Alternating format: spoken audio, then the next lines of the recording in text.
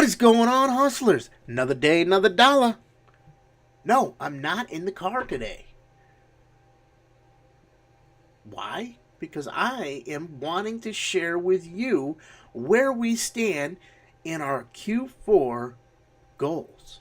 Week 1 is over. We made it through week 1. Did we perform as well as we wanted to? No. And that's what I'm going to share with you right now.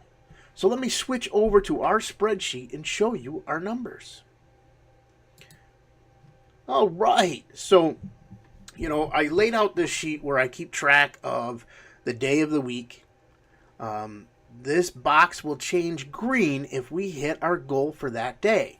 Now, if you remember, our goals were 10 listings a day and to be able to sell 5 items a day. Now, if you notice, we didn't hit that 5 at all throughout the week. So those didn't turn green either. We had a total number of hours of listing that we wanted to be able to reach. We didn't reach that either. Oh, excuse me, here I go yawning again. See, it's not just when I drive. But anyways, I set up this spreadsheet to keep track of how many new listings we create each day, how many items we're putting up. Because as you can see on Tuesday, we created 8 new listings, but we had 15 items. That's because we had a multiple of a few items that we put up. And I try to keep track of the value we're putting up. And then I want to compare it to, the items that are selling and the value from the sold. And how many hours did we spend listing that day? Looks like I forgot to fill in that block. We didn't list at all on Monday. So, as you can see, a light week for sales. We only sold 10 items, $165 worth. Making our average selling price $16.53. Nowhere near the 30 goal that I want to be at. Now, one thing I did throw in here too is our average listing price. We can't get to an average selling price of 30 if our average listing price is only $16.95. So I need to step up our game there too on our listings and make sure we're sourcing the items that we need to bring in that $30 selling price. But overall for the week, we were able to create 11 new listings, 18 quantity items for $305. So it's all right. It's better than where we've been for the previous few weeks because we haven't really been listing on eBay. But I need to step up my game. I need to get our workflow worked out with our new operation and be able to get that to hit our goals. It shouldn't be that hard to reach those numbers provided we just dedicate the time to it. And I had planned some time on Saturday and Sunday, and Saturday we kind of blew off. We had Caden's birthday party, and I just didn't do the listings or anything else before or after the birthday party like I had planned. Sunday, I had planned on spending the whole day over there getting some stuff organized, getting some stuff set up, and then, breaking out a few boxes and going through and getting the multiples and being able to list them. And instead, we took off and went to Rochester to go see the grandkids. That was a much better option for the day, was just to get out there and kind of just reset. I know Kath was really dying to see the grandkids, so for her that was a much needed reset. So one of the other areas I started tracking was our Amazon. What are we sourcing? Because we did set some goals for our Amazon listings as well. So, and when we look at those, oops, sorry, I hit the wrong tab. I kept track of what we were sourcing, what days, how many hours we were spending sourcing, any replenishables that we found, because those were some of the goals that we were tracking, to be able to find some new replenishables, be able to dedicate some hours to sourcing, and it was, 10 hours a week, and we reached it. We hit 11. And this sourcing does not just include RA sourcing. It includes online arbitrage sourcing, so looking at retail sites online. It includes looking at wholesalers and going through their catalogs and seeing what new items that we can find, in addition to looking for those replenishables. So I was able to find 2 replenishables, and as long as the sales go as well as they look by looking at the numbers and looking at the graphs, that's awesome. I just found 2 new items that I can go put my hands on. One of them is really not a huge profit generator. My cost is about $1, and my return on it will be, $2. So after everything, after I get my dollar back for what I spent on it, I put another dollar in my pocket. So I'm doubling my money, which is great. It sounds great that you're getting that 200% ROI, but it's only $1. So when you add it up, you got to do a lot of them to be able to reach anything significant. So the other item on there, make us a few bucks. I don't remember the profit on that one off the top of my head, but definitely a decent item. But as you can see, overall for the week, we sourced 17 different SKUs.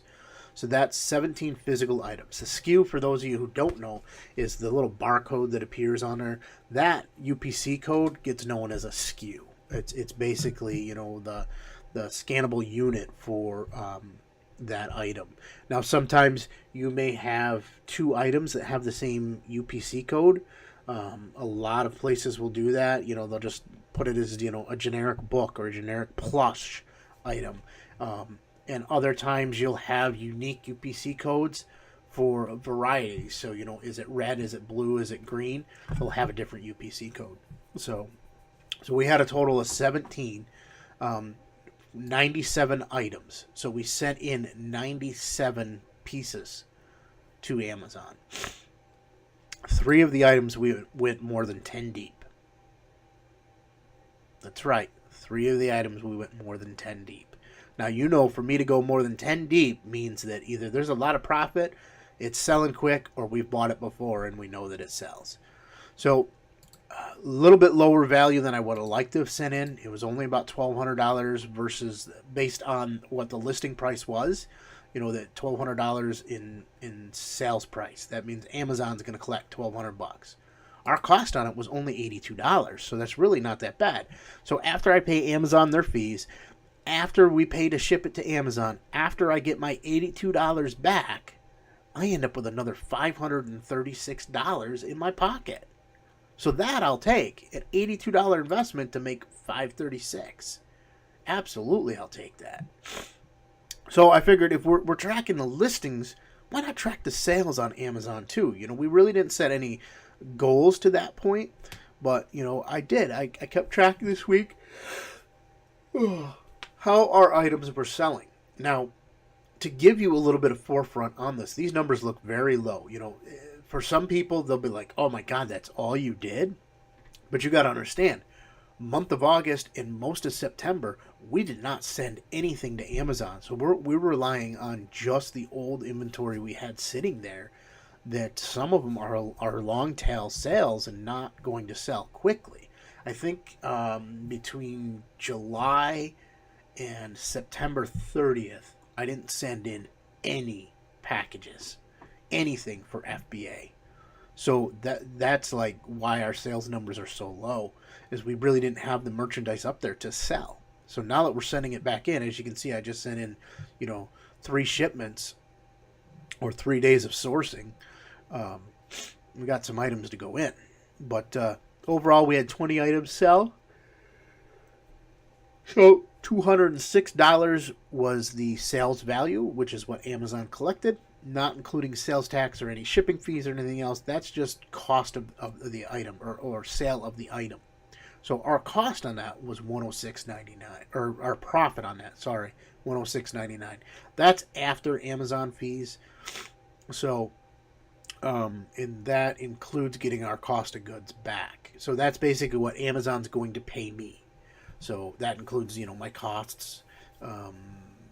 Shipping was already calculated out of that. So, shipping's very minor. When you ship to Amazon and you use their, you print the labels from them to ship to their warehouse, you're getting their shipping rates. I mean, I can send a 50-pound box to a distribution center a couple hours from me, and it costs me like $7, $8. It's really nothing. What kills me is when they want me to ship one item to the West Coast from New York, and it's going to cost me $7 to $10 to ship that one item. It's like sometimes it's not worth it, and that's where Amazon, you can override. If you're sending that same item to one of their other distribution centers, you can override that if they were just sending one. And I did do that on one shipment this weekend. Was they wanted to send 2 items to, I don't remember where, I think Arizona or something, and it just didn't make sense. And I was sending those items in a box that was going to a distribution center, a couple hours from me that I normally send to. So I just overrode it. I canceled that one shipment and added the 2 quantities to the other shipment. They'll allow you a certain variant. I want to say it's like 10% that you can adjust. Anything more than that, they will not allow you to adjust when you are sending shipments to Amazon. So let's look at where we're at on our summary. Oh, that was the other thing we're keeping track of, is credit cards. I did make an extra payment on one of the credit cards, so I'm keeping track of that. So, I laid out a summary sheet which keeps all 13 weeks, because there's 13 weeks between now and the end of the year. It's actually 13 weeks in like one day. I think December 31st ends up starting the next week, because my cycle of the weeks are going from Monday to Sunday, and I think the 31st was on a Monday. But, so I'm going to keep track in a weekly summary format too, so we can easily look at this, and I will go over these numbers each week with you. As you can see, we're keeping track of new listings, the number of sales, the hours spent listing, and the average selling price for eBay. For Amazon, we're looking at the total number of items sourced, total number of items sold, the value sold, profit we got, the number of hours we spent sourcing, and the number of replenishables. And I don't have on here, I need to write in here what the goals were. I want to say it was 10 listings a day, 5 sales a day, 10 hours listing for the week, average selling price of 30 for eBay. Amazon, I know we looked at the number of hours sourcing was supposed to be 10, and it doesn't look like I color coded these. I'll have to go back in there and add the conditional formatting to change the color, either this salmon color or green, depending on whether or not we hit the goal. And replenishables were 3. Try to find 3 new replenishables a week, which can be tough, if you don't spend a lot of time in the store, or it depends on what you're looking, how you buy. Going to the thrift store, you're not going to find replenishables. This is having to go to your drugstores, your Walmarts, your Targets, your grocery stores, looking at online sources, wholesalers, being able to find those items to send in and just be able to order whenever you need them and send them. So one of the other things I did was I kept track of our eBay listings. Where did we start? We had 120 listings with just shy of $3,000 in sales value. And at the end of the quarter, I'll plug in the number to see where we're at. Our credit card debt, we started with 7 credit cards and almost $30,000 in credit card debt. That is insane. I didn't realize that we had gotten that up there that high until you start looking at it. So, our goal is at the end of the quarter to have 3 of those 7 paid off.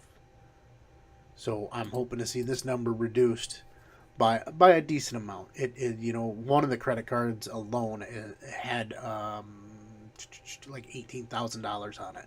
So the other 6 make up like $10,000, $11,000 of that debt. So at the end of the fourth quarter, I will plug in numbers there to show where we're at. One of the other things I did was to do a comparison between our Amazon sales for Q1, Q2, Q3. Obviously, Q4, we haven't plugged in the numbers yet. How many orders did we have? How many items went out? Because sometimes people will order multiple items on the same order. So your number of orders doesn't really show you how many items you're moving. So I want to keep track of both. What were our sales figures? What were our average selling prices on Amazon? I probably should go do that for eBay. Got to see if I can pull up that sales data, because I know they only show you like a limited history of your sales data. I'll have to go see if I can pull that up and do something similar. It would be interesting to see how we map out between the quarters on eBay. You definitely see where our efforts, which marketplace we put our efforts into. and you see the reward come out of that. So if we're focusing more on Amazon, all of a sudden you see sales figures on Amazon go up. If we're focusing on eBay, you'll see sales figures on eBay go up. Now, our numbers are still lower than where we want to be, but you got to remember this is a part-time gig for us. This isn't a full-time job yet. At some point, we'd like to get it to a full-time, and that is our goal in 2019, is to try and get this to replace at least one of our incomes, with the end goal of replacing both of our incomes, so that we can complete that journey to freedom and gain back our lives, be able to do what we want, when we want, where we want. So hopefully this was helpful for you. I do have 1 or 2 slots left inside our Q4 goal accountability group. I have to reach out to those of you who have said you had an interest, and that I already reached out and told you that yes, you're good to go.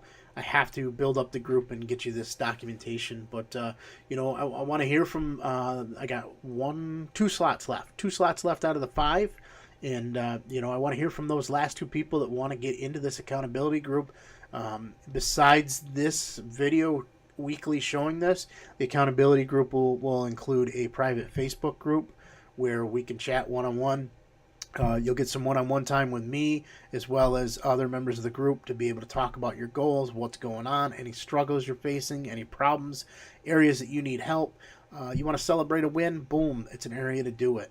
We wanted to get some like-minded resellers together who have the same mindset, that want to move forward and grow their business, and that's why I'm putting together that group. So either throw it in the comments below, reach out to me on Facebook. We will do a Zoom chat if we can. I got to look at everybody's availability schedule to make sure that we all can get on the same page at the same time, and then go from there. But alrighty, hustlers, I want you to get out there and go do.